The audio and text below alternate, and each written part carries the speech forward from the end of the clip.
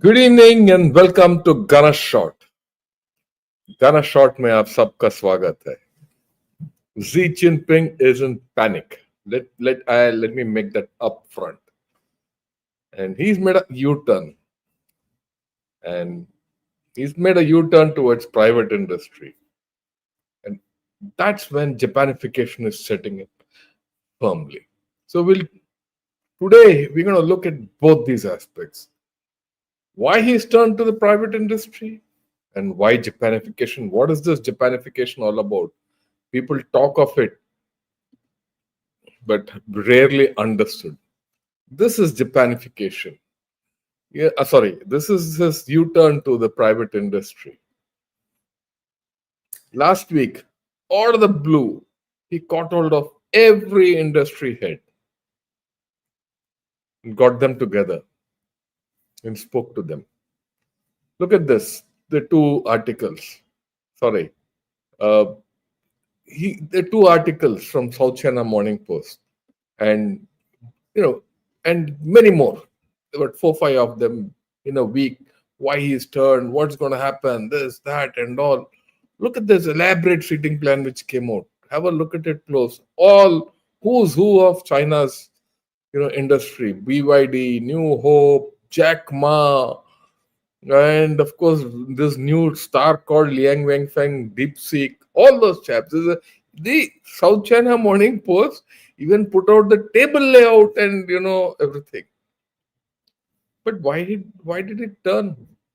This is the same industry which he broke. He broke the private industry in the period between 20 to 22. The education tech sector, the fintech sector, the shares, he just broke everyone. He he just took Alibaba away from Jack Ma and sent Jack Ma into wilderness. He was put under some this thing. And Jack Ma, for a good part of 2 years, was only lecturing college students and all that in rural China. Oh, अचानक क्या हो गया भाई? And the complete education tech sector he broke. That time it was assessed he, destroyed nearly $2 trillion worth of you know Chinese assets. 2 trillion finished. That was followed by the property. He put those three red lines for property, and then the property collapsed. The saying at that time was that if he didn't do all that, China would have anyway collapsed. So actually, they say that China, Xi Jinping did the best thing at that point of time, but it's not left him. It's not left him at all. Okay, let's understand this. What happened? I mean, it's a small clip. Have a look at it. Understand what happened, and then we will see the next story. Okay, here it goes. Xi Jinping held a rare meeting with some of the biggest names in China's tech sector Monday. It marked a turnaround in Beijing's approach to its tech giants after a regulatory clampdown 4 years ago. The likes of Alibaba founder Jack Ma and DeepSeek's Liang Wenfeng were present at the highly choreographed event. Analysts said it was a show of support to rally private companies. The first images from Chinese state media showed Xi speaking to executives aligned in rows before him. We hope that all private enterprises and private entrepreneurs will have the ambition to serve the country, strive for development, operate in accordance with the law, and promote common prosperity so as to make new and greater contributions to promoting Chinese-style modernization. Investors raced to see who was in and out among top business leaders. Images showed bosses from Huawei and electric vehicle giant BYD sat directly in front of Xi. Leaders from Chinese giants including Xiaomi, Meituan and Tencent were also reportedly present. Shares of Baidu dropped more than 8% after no top executive was spotted. Two sources said the founders of Baidu and ByteDance were among those who did not attend. Jack Ma's attendance was notable. The once high-profile entrepreneur largely withdrew from public life after the IPO of his fintech company Ant was stopped by authorities 5 years ago. That move was triggered by a speech he gave the same year criticising China's regulatory system. Analysts said Xi's move to gather business leaders underscores the new importance of private sector innovation for China to gain ground in technology. US tariffs have recently threatened more pressure on the world's second largest economy. The country has struggled with weak domestic consumption and a debt crisis in the property sector. So that's it.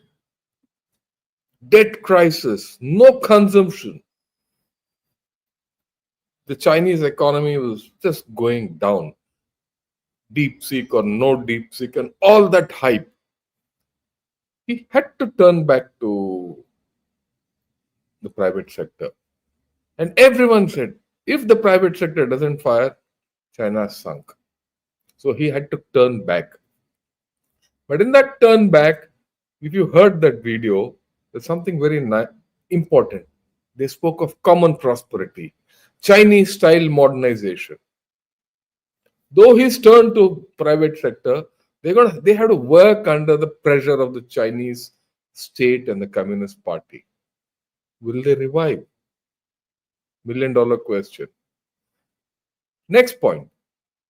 The Chinese private sector was thriving at that time in 2021, the golden period of Chinese growth, when they were growing at double digits, 12, 13, 14%, 2010, 12, 13.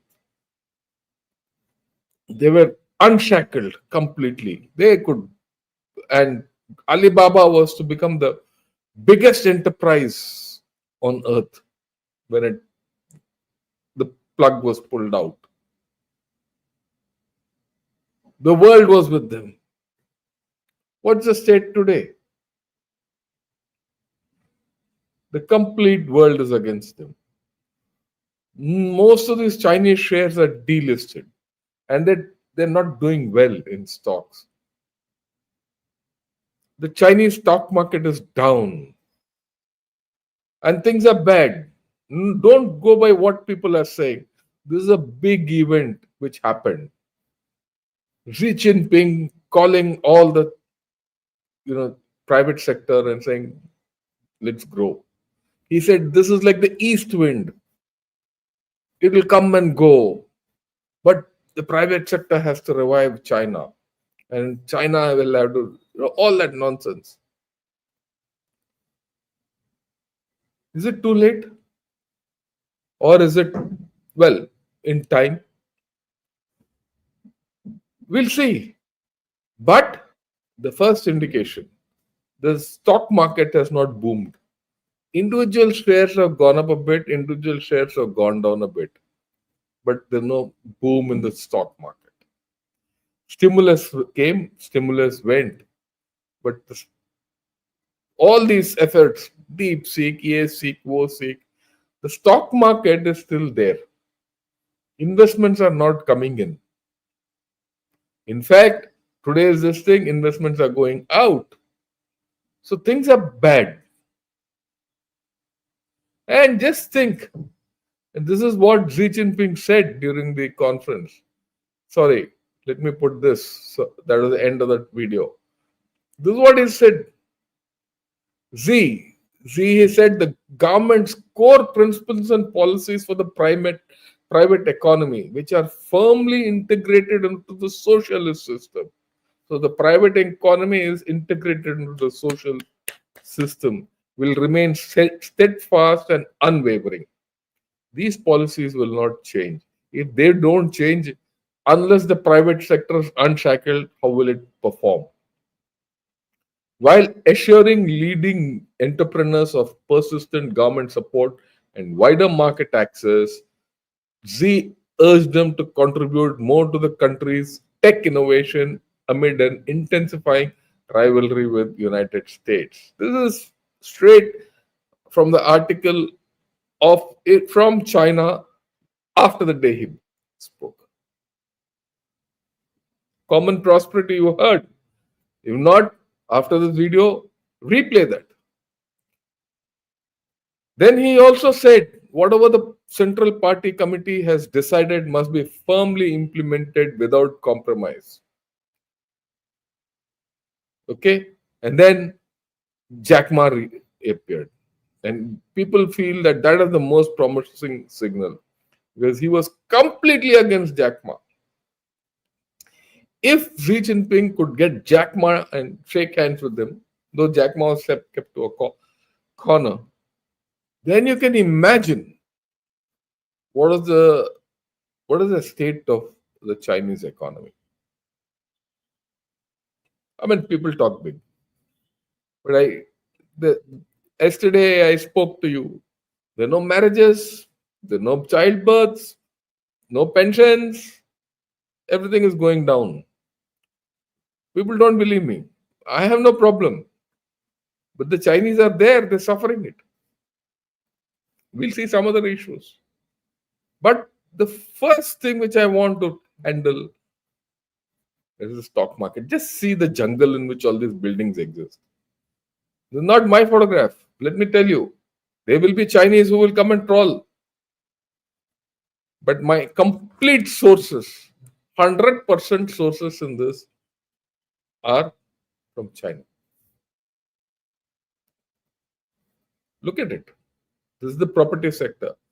Now, the property sector still remains one of the strongest sectors in China. 30%. You can't wish away 30% of whatever 13, 14, 20, $50 trillion economy. That is not reviving. And as per some, history's wildest property boom is now history. Khatam. वो भी history हो गया. Anyone who knows economy will say China's housing crisis lies at the heart of the current economic downturn. Real estate prices have collapsed. Companies responsible for 40% of China's home fault are in default. Now the companies are being disaggregated. Like they're being, like it happened to Evergrande. Break it up and sell it off. It's entered its 5th year and there is no sign of abating. You'll hear some articles coming, oh, they're reviving, some sales has happened and all. But at the core of it, this is the problem. The middle class feel the squeeze because China, the people have invested in the property. We know all this. I'm reminding you all of this. That has not changed. So how will China become rich overnight? Household debt, what the common Chinese own, right? It is at a high of 145% of disposable per capita income. 23. It would have gone up only. Residential delinquency of mortgages is increasing. What is that? People not able to pay back loans. Homeowners are selling at discounted rates. And now China is considering a proposal where it relaxes its hukou residence restrictions. What is it? That if I am from Chennai, I can't buy a flat in Delhi. I can only buy a flat in Chennai. They're trying to take it off. That's for crowd, population control, migration control, and all that, which Mao put it. And that system has stayed. It has got plus minuses for China, but it allows China to exercise control over population. Hukou system. They want to relax it so that property can get sold. They're bad shape. Reduce middle class incomes. So there's a consumption dip. Net income from property, which is the big chunk for the middle class, rent, interest, and dividends. And these are crucial components for households. They have gone down. Rent in 50 Chinese cities decreased 3.3% year on year. Rent, just the rent. Beijing, it's about 5.5%. Normally, the increment in any city in India is about 6%, 5-6% rent increase. So there are a lot of heavy debts, insolvency cases, and all the large developers are in problem.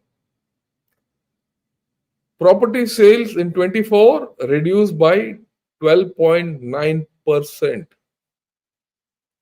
and 400 million square meters of newly completed flats are unsold as of May 24.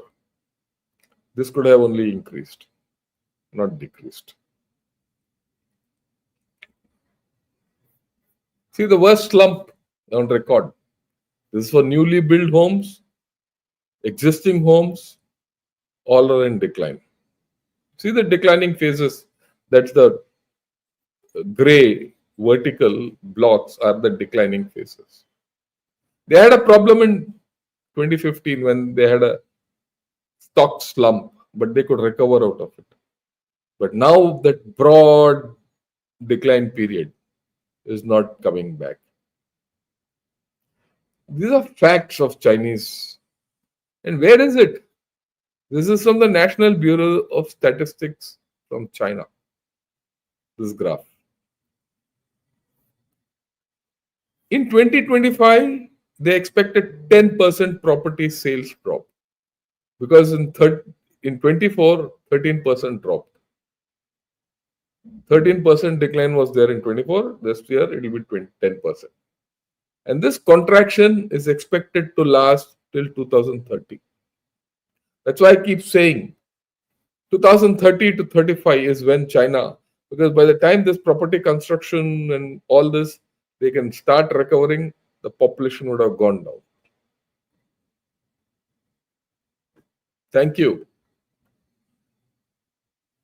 Property falling, consumption, no consumption, correlation. These are all statistics, facts.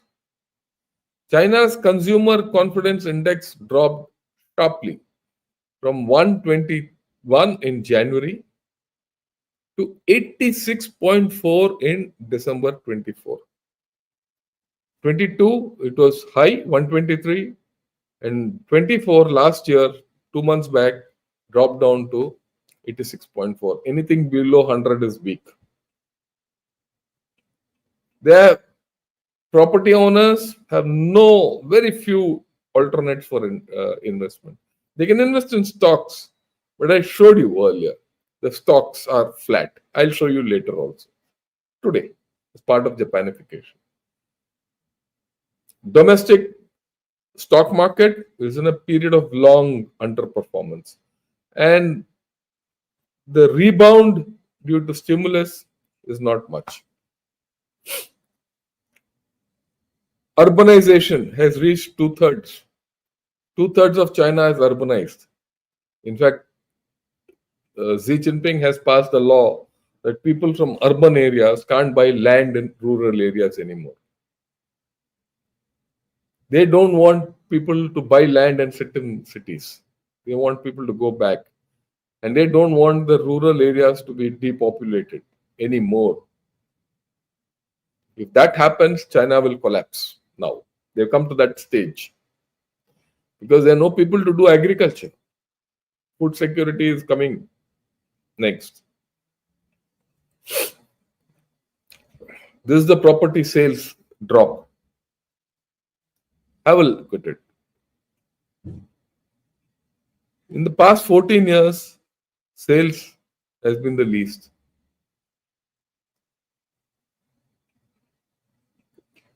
Bound to reduce even further. Brief revival last year fizzled out. Chinese bankers have stopped lending to real estate projects. International creditors losing patience. Debt restructuring not happening. It didn't happen for Evergrande.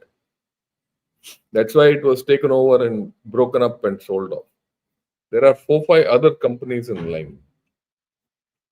Okay, liquidation. Bank loans to Chinese builders gone down. Don't forget about 2010, 11. They were just going up. That was the start of the boom. Now it's all gone. Now here comes the story. Now all this is happening. So people talk of Japanification. So what is Japanification? You have to understand what is Japanification. In the 90s, Japan went through a similar story. At that time in the 90s, if you remember, that was a time of Sharp, JV, JVC, Sony. All these were household names. Toyota, Honda. It was as if Japan is taking over the world. I mean, many of you wouldn't have lived there, but I lived through that time. For us, holding a Sony transistor was a great thing. Okay. It was the high end of technology. And then one day it broke. It broke due to many factors. I'll not go into it. I've already done a thing on Japanification, but it broke. But this is where you have to see what I'm going to now show you. Look at this. Okay. The dark green line with dots is the Japanese housing index. It kept falling. Here the base is, you have to understand, the base is not in calendar years to, right? This is in the number of years. For 12 years, the index kept falling in Japan. Okay. In just about 4 years, the housing index in China has reached 80. From 100, it has come to 80. It took 12 years in Japan to reach 70. Okay. 12 years. If you look at the Hong Kong index, which is the one innermost, what happened in Japan over a 12-year period happened in Hong Kong in just 3 years. And half of it has happened in China. Okay. More than half of it has happened in China already in 4 years. So it's going to be worse. Okay. As we go along. Look at the future path of the Chinese housing crisis. That one in red shows the Chinese housing crisis. Here in this slide, you see the Ireland housing index and the Spanish housing index and the Japanese housing index. It appears that China is following the Ireland model, or sorry, the Spanish model. If it follows the Spanish model, it will last another 10 years. It's now only 4 years into it. The Spanish model virtually never recovered. If it follows the Japanese model, it's even worse. So you can imagine what's happening in China. And these things don't run away. You can't wish them away. Xi Jinping, just because of bombed the propaganda of the Communist Party and this and that and some paid news coming, you can't wish away the fundamentals. That's why I'm showing you all this slowly. Yeah, in USA, property prices recovered after 15 years. Japan, Spain, and Ireland never recovered. China's housing crisis only in its early stages. There's more to go. So I showed you the housing crisis and compared it with international trend lines. Japanification. Japanification is a dreaded word in China. Okay, it's a dreaded word. Same thing which I showed earlier. Unsold inventory of 13 trillion, 1 year's GDP. Estimated sales in 2025 is 1.3 trillion only. It used to be much more. It used to be something like 3-4 trillion in a year. The value of unsold housing stock inventory in the US at the peak of the subprime crisis in 2007-8 was 1 trillion, or 7% of the US GDP at that time. China's backlog is more than 10 times larger. It's equivalent to 70% of the current GDP. Can't think of it. That's why the unsold inventory backlog, it all 70%. I mean, this 13% is based on the fact that today, assuming that China's GDP is 19 trillion. That's why 70%. Look at the growth rates. Very, very interesting. Okay. I'll just show it closer. See the one official Beijing growth rate. This is the estimates of Chinese GDP growth rates. There are three estimates. Left one, 22-23, as officially given by China, is 3% and 5.2%. What does the Rhodium Group? Rhodium Group follows Chinese thing very closely. It says in 22, it was minus 6%, 0.6%. In the current year, it is 1.5%. Not current year, 23. 24, they have not analyzed. And it's not, they said about 5%. We don't know what the thing is. It will come. Whereas the World Bank has a different way. World Bank says Chinese economy has contracted. So I put that famous thing called section average. I told you section average. In Forge, you put section average. What is it? That you're not sure what the distance to a point is.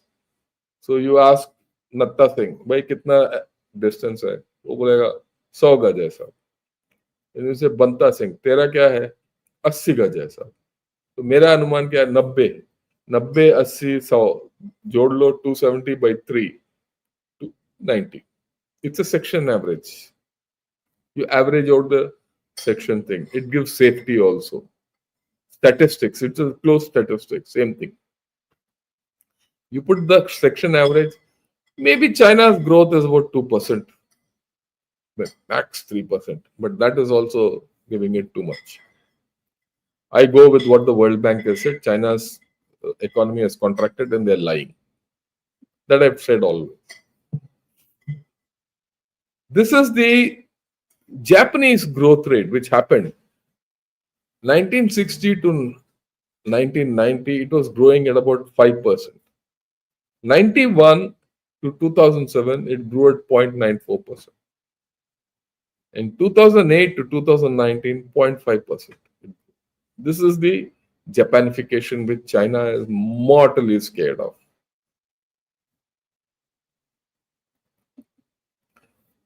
See the stock market. See the right end. From 2021, the Chinese stocks have steadily gone down. They've steadily gone down. They took a sharp upturn 3 months, 4 months back when the stimulus was given. But after that, it has steadily gone down. Don't believe me? Go see this, Shanghai stock index. You'll see it. The same thing. The last end will come. This is a thing from there only after all. In fact, the source is theirs. You can see it closely. In fact, I'll show it to you also. I have no issue. See the source. Okay. It's there. You go on the net, you'll get it. Why should I keep wasting my time in trying to convince people? But it's down by 38%. If you had invested in Chinese stocks in 21, you would have lost 38% by now. That's the point. Okay, look at this. This is the Chinese index. Look at this S&P, Standard & Poor. See how it's gone. It's up 60%. And this is down 38%. They're diverging. And then you say China is a rich country. My left foot.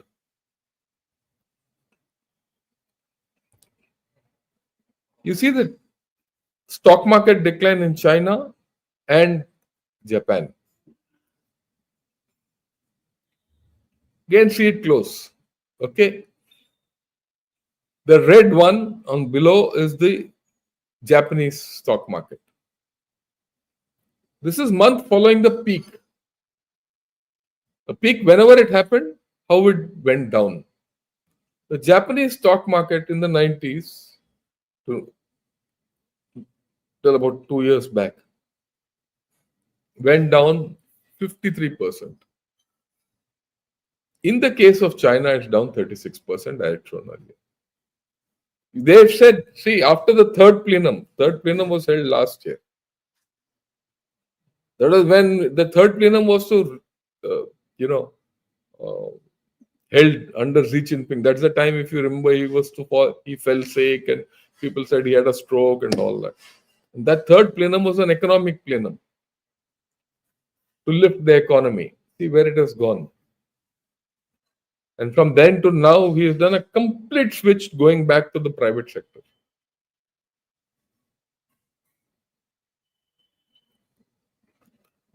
Right? Okay.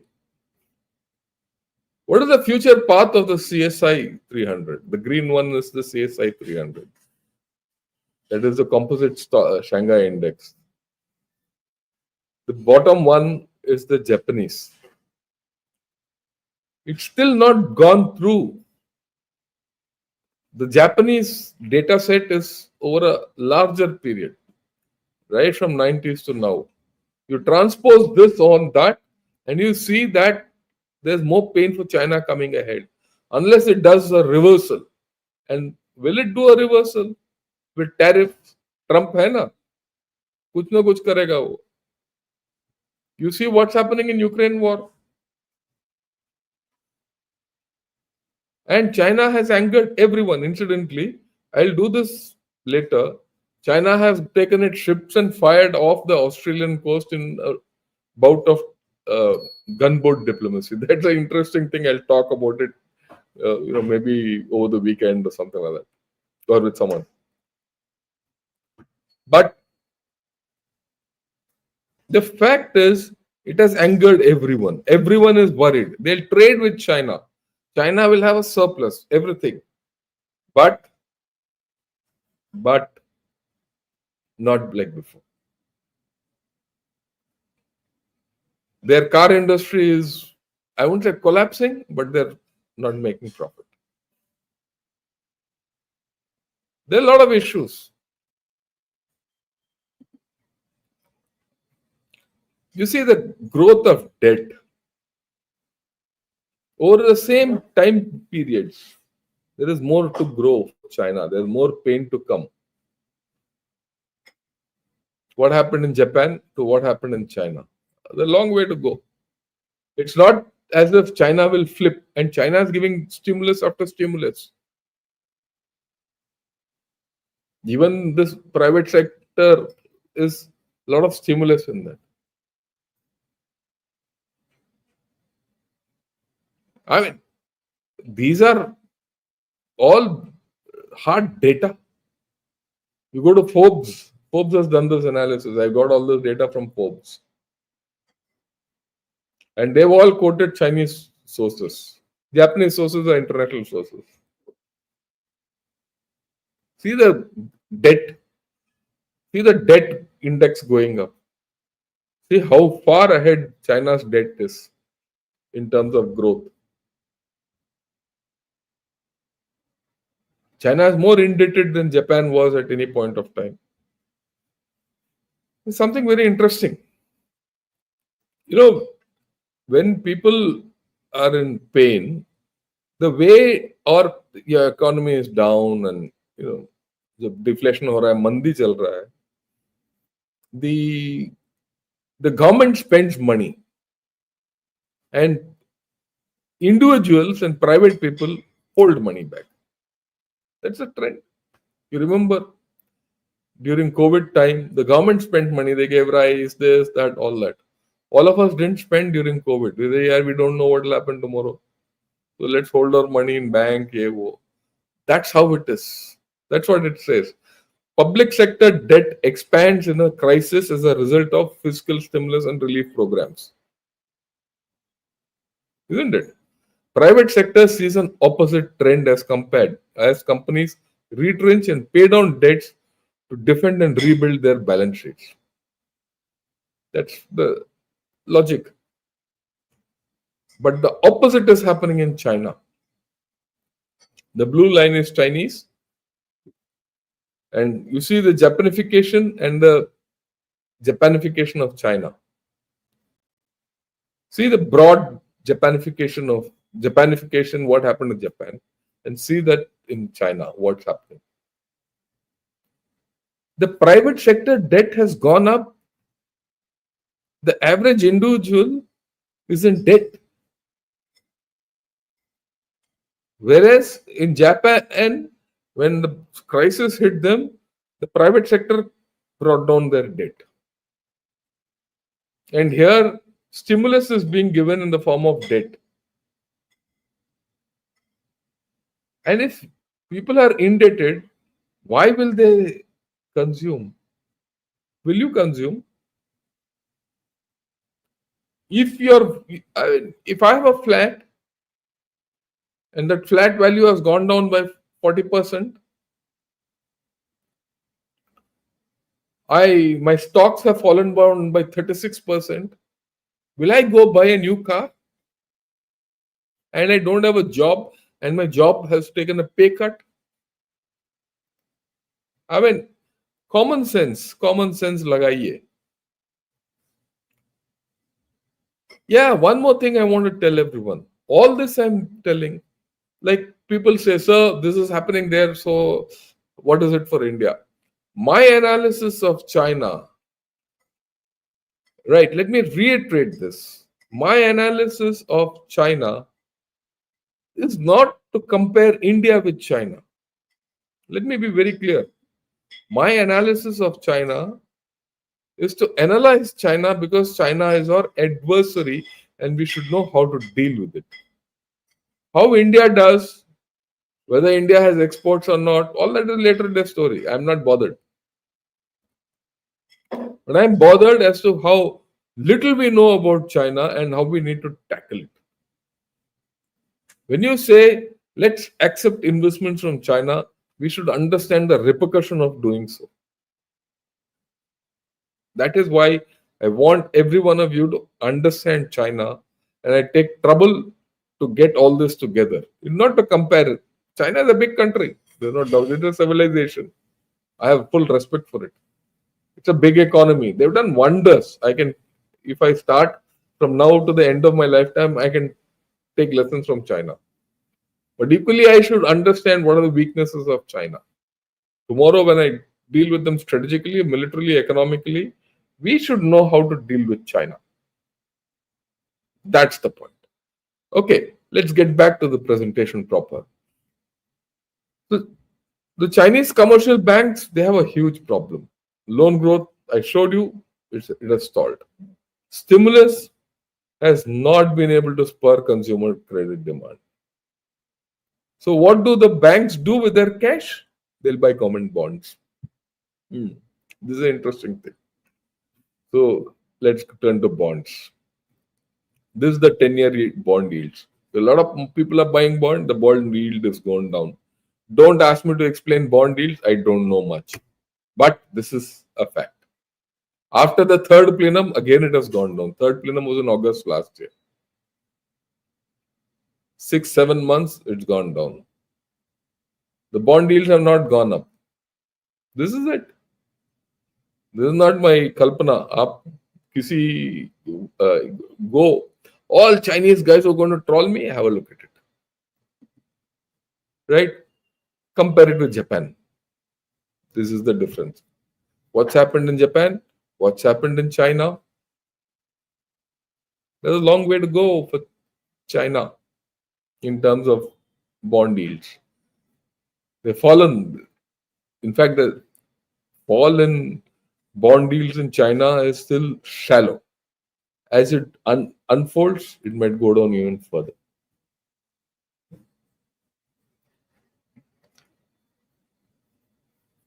This is the deflationary trend in prices. There is a deflationary trend in China. You have to accept it. I mean, there's nothing to accept. You have no choice but to know, because it is. Recent prices in China have also gone down. Just today, I think I was reading some article. Zero. CPI is static. Consumer Price Index. Not moving up. Unless those prices move up, there's no profit. There's no sales.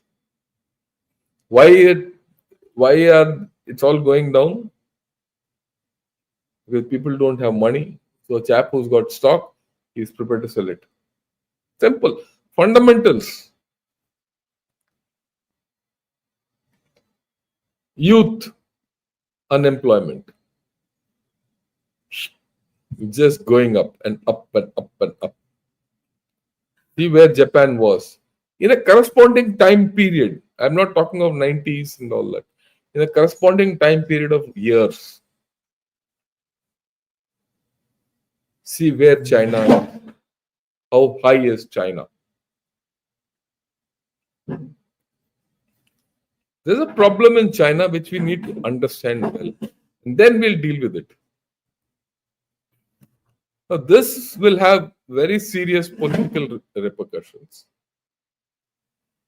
It will have social repercussions, youth unemployment. If I am not married, or my son is not married, he doesn't have a job, you're not going to start a family.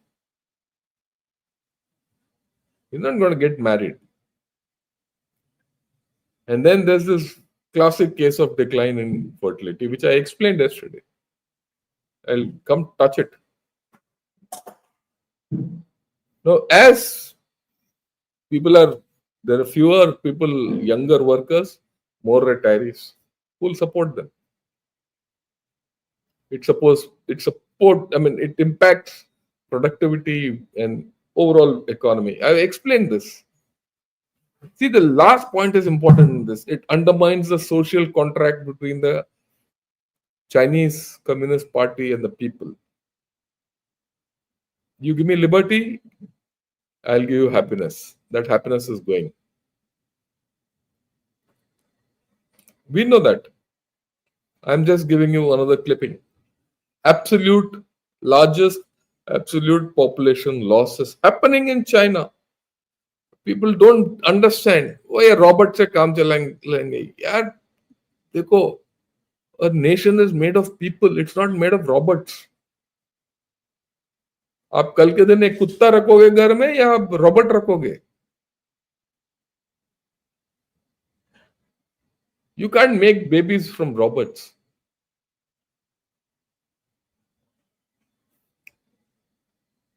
This is their marriage. I showed this yesterday. It's just taken an all-time hit in 40 years. It's something like their graph which is going down. This is their population. Now let's see this. We know that. That's a recap. This is the correlation between what's happened in Japan and what's happening in China.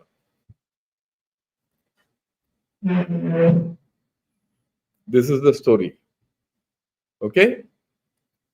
Fertility rates in Japan and China. Japan is in blue, China is in red.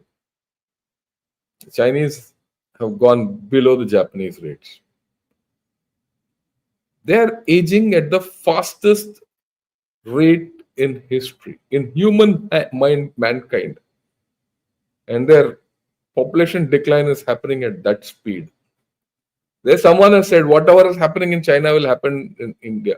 It will not happen. It will not happen. Let me explain to you. I'll take this question. See this. Your every word will hit back at India eventually, which happened in China too. Sometimes we condemn the US. we find that we do the same things that the US did. Mingwu, let me tell you why it's happening to you. It's happening to you because Mao killed 45 millions in a famine. It was followed by Xi Jinping, okay, who brought this one-child policy. And then Hu Jintao and Jiang Zemin and this joker Xi Jinping blindly went for economic prosperity and forgot the social aspects. Okay, understand this. Don't think China, India will fall in this trap. We will not fall in this trap. You don't have population. You don't have population, you're not a country. Understand this. Okay. So people will write, ये है ना एक gap. Yesterday also he came and yapped. Hindu population is shrinking. Who told you so? You guys, these guys don't know their, backside from their elbows. So leave it at that. See the comparison. Population age structure in China and Japan. This is what it is. It looks identical, isn't it? Can you make out which is Chinese and which is Japanese in this? Have a look at it closely if you want. This is it.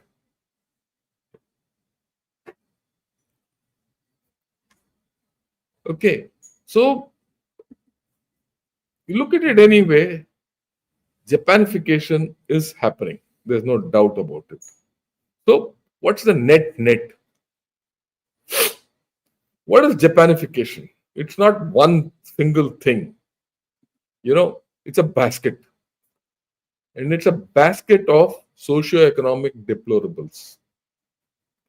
High saving rates. People are saving because their future is uncertain, which means corresponding consumer spending will be zero. Near zero or even below zero interest rates. In Japan, at a point of time, you have to pay money to the bank to keep your money. Soaring levels of public debt. This is all part of Japanification. Overinvestment in infrastructure and industrial capacity. Rising unemployment. Demographic decline. Declining asset prices. Okay? With stagnant equity markets and a collapse of real estate values. All this has happened in Japan. Proliferation of zombie companies burdened by debt, drawing off resources into unproductive investments. Overall, a balance sheet recession. And this is irreversible in China for the simple reason population in China is decreasing, and it's irreversible. Unlike Japan, where they have, and as long as this communist Raj continues, nothing will happen. One of the things which Japan could do was go back to their private companies, and the private companies came up. That is what Xi Jinping tried day before yesterday. But after Japan did that, then it still took them 15-20 years to recover. Not for these fellows. So they have a major problem. I do hope you like this video. If you like this video, press the like button. If you're not subscribed to Gunner Shot, please do subscribe. And if you're not a member of Gunner Shot, become a member. Right? And let me take some questions now.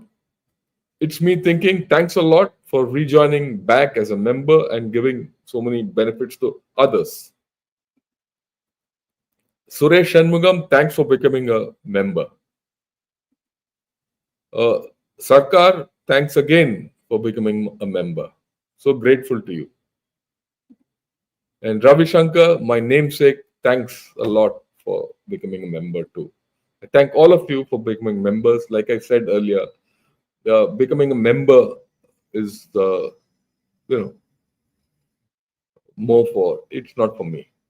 All money I get out of membership, and I put some money over it, and it virtually gets me into a break even thing. I give it to a few young girls who can't study. And with a kind of, I know my viewership won't go up, but I'm sure people who want to understand will see, and those who need to understand are seeing my podcast. Okay, now let me take some questions.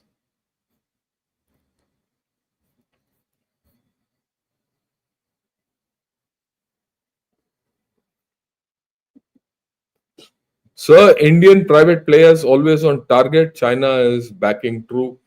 Look, Indian players have their own problems, but what's happening in China won't happen here, because we are trying to get the private players to invest more and do more, right? Whereas in China, they were culled out. Okay.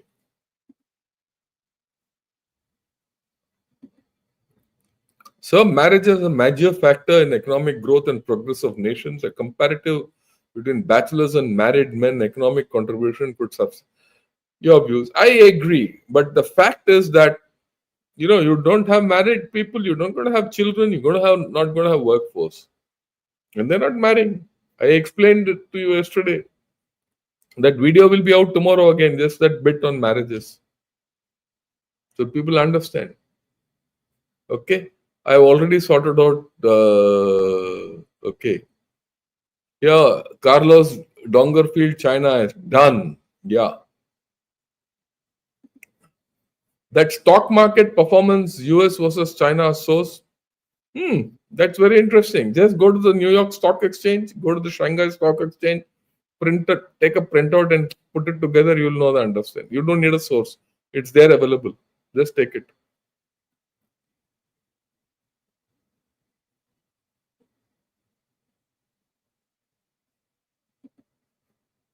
Given the unpredictable policies of President Trump, uh, can our government insulate our industries? Stock and Nifty are already experiencing a heavy downward trajectory. Are we going through a course correction? Will have a positive impact on. We're going to have a problem with Trump. Let's be very clear. It's going to take some time before things stabilize. He's roiled everyone, and we're going to see some pain. But the good thing is our growth rates will grow up. Maybe by next year we'll start some recovery. I'm not too this thing.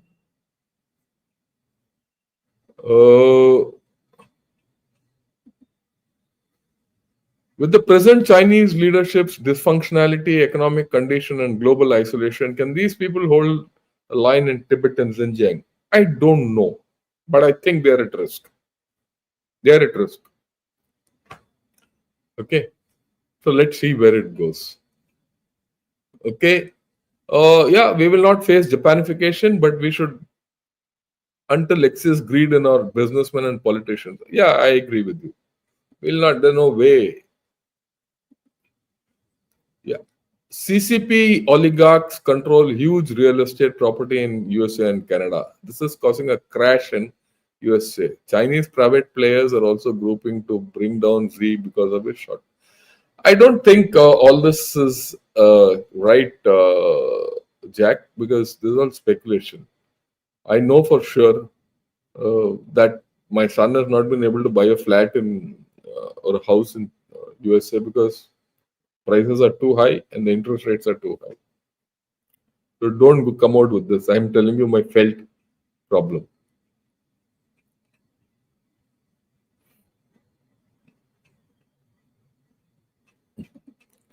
Yeah, I have seen that Sony Walkman TDK. Yeah, good. I'm glad.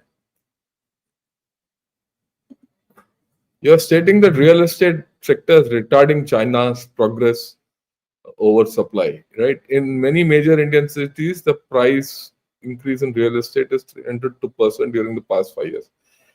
We discussed this yesterday also, so don't worry about it. Okay, Prasad, sir, if Xi and Trump struck a mutual agreeable deal, will China increase its activities to hurt India's growth? If yes, what are the areas that China will try to influence more? I don't think China and Trump and Xi will strike a deal. They'll not. You have to look beyond the thing. I explained to you. What's the feeling within China? That's the point. The Chinese don't trust Trump. Today, or maybe sometime earlier today, Xi Jinping and Putin have spoken and they've discussed Trump. And whatever you say, Trump is no fool. And all his actions are guided at China. And that's what the Chinese analysts think. So don't think of a deal. It's very difficult.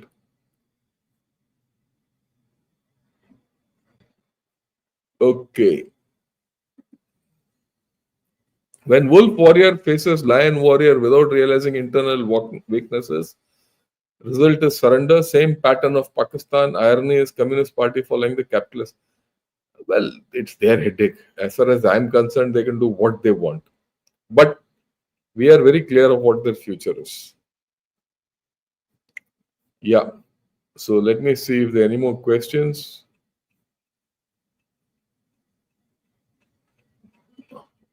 What will be the final outcome of the Z and private players? Zero. Nothing. Trust is not there.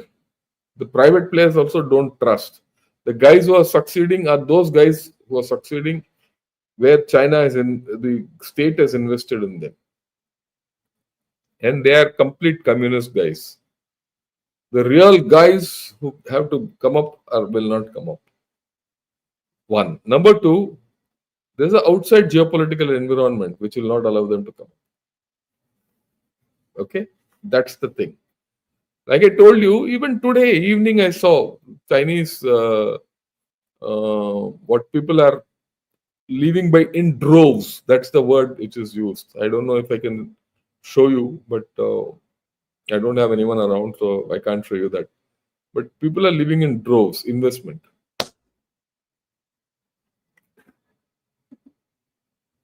Yeah.